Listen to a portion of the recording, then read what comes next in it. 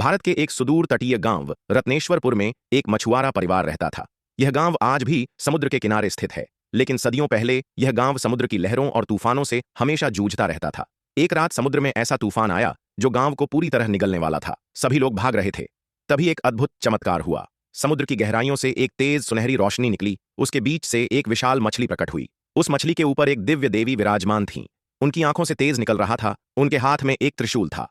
देवी ने हाथ उठाया और समुद्र की लहरें एकदम शांत हो गईं।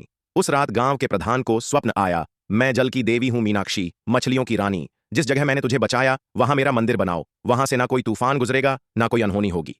अगली सुबह जहां समुद्र ने तबाही मचाई थी वहां जमीन एकदम सूखी थी। वहां पड़ी थी एक मछली के आकार की देवी की मूर्ति, जिसकी आंखों से अब भी पानी टपक रहा था। धीरे धीरे वहां मंदिर बनवाया गया। नाम पड़ा मछली देवी मंदिर। भक्त दूर दूर से आने लगे।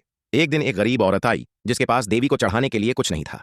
उसने केवल एक पीतल की चूड़ी चढ़ा दी और बोली, माँ, ये मेरी श्रद्धा है, मेरे पास देने को इससे ज्यादा कुछ नहीं। अगले दिन पुजारियों ने देखा कि वही पीतल की चूड़ी अब शुद्ध सोने की बन चुकी थी।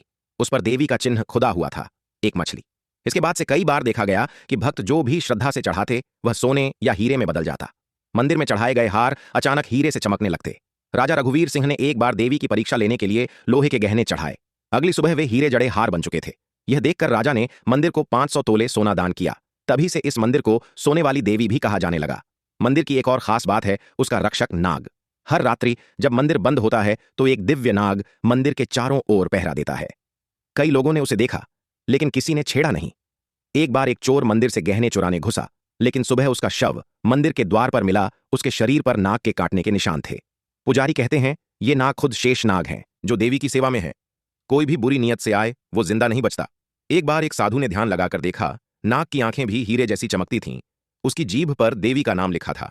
मछली देवी की मूर्ति दुनिया की एकमात्र ऐसी मूर्ति है जो आधी मछली और आधी स्त्री के रूप में है। नीचे का हिस्सा एक बड़ी मछली की पूंछ है। ऊपर का हिस्सा एक तेजस्विनी देवी का रूप, जिनके 4 हाथ हैं, एक में कमल, दूसरे में त्रिशूल, तीसरे में जलपात्र और चौथे में मछली। मूर्ति की आंखें हमेशा गीली रहती हैं, जैसे वो भक्तों के लिए रो रही हों। हर पूर्णिमा की रात देवी की मूर्ति से जल की बूंदें टपकती हैं। मंदिर में मछलियों की खुशबू आने लगती है। देवी उस रात खुद समुद्र से निकलकर मूर्ति में प्रवेश करती हैं। ये मंदिर समुद्र से बस 50 कदम की दूरी पर बना है। कई बार समुद्र में बाढ़ आई, लहरें 20-30 फीट ऊंची थीं, लेकिन जैसे ही वे मंदिर के पास आती अचानक ठहर जाती, जैसे किसी अदृश्य शक्ति ने उन्हें रोक लिया हो। मां मछली देवी खुद अपने मंदिर की रक्षा करती हैं। मंदिर के नीचे एक गुप्त सुरंग है जो समुद्र के नीचे जाती है। वहां देवी का असली खजाना छुपा है, सोने की मछलियां, चांदी की नावें, एक दिव्य हीरा। कुछ साधुओं का मानना है कि जब सत्य युग फिर से लौटेगा तभी वो खजाना प्रकट होगा। वीडियो को लाइक और शेयर सब्सक्राइब करें।